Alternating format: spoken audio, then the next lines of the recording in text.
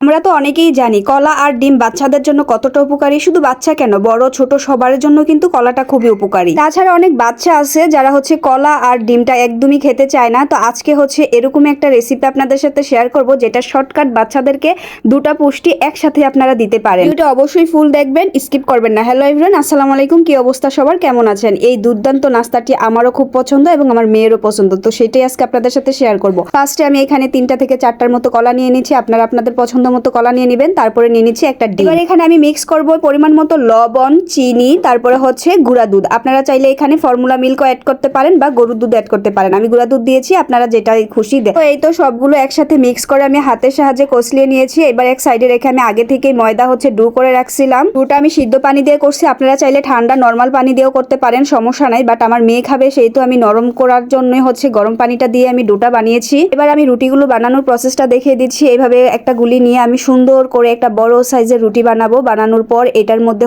আমি গুলিয়ে রাখা যে পেস্টটা করছি ওই পেস্টটা দিয়ে, আর সচরাচর আমরা মোগলাই পরোটা যেভাবে বানাই সেভাবে আপনি দেখতেই পারতেছেন যেটা আমি কিভাবে বানাইছি। এটা বলে দেওয়ার মতো কিছুই নাই। আপনারা যদি এইভাবে নাস্তাটা বাচ্চাদের দিতে পারেন তাহলে বাচ্চারা দুটা পুষ্টি একসাথেই পাবে, মানে খাবে অনেক মজা করে। আর এই খাবারটা খুবই সুস্বাদু আর এবং অনেক টেস্টও। আমি প্রায় সময় এটা আমার মেয়েকে দিয়ে থাকি বা এবং কি আমি নিজেও খাই। তো একবার হলেও বাসায় অবশ্যই ট্রাই করবেন। তো এই তো আমার সবগুলো রুটি হয়ে গেছে, এখানে আমার প্রায় এগুলোই হয়েছে। তো এবার আমি এগুলোকে ভাজবো। তো আমি একটা কড়াইয়ের মধ্যে হালকা একটু তেল দিয়ে এগুলো আমি এক এক করে সবগুলো দিয়ে দেবো। তো আপনারা চাইলে এখানে বাটার কিংবা ঘি ব্যবহার করতে পারেন, বাট আমার বাটার ছিল, আমি ব্যবহার করতে ভুলে গেছি।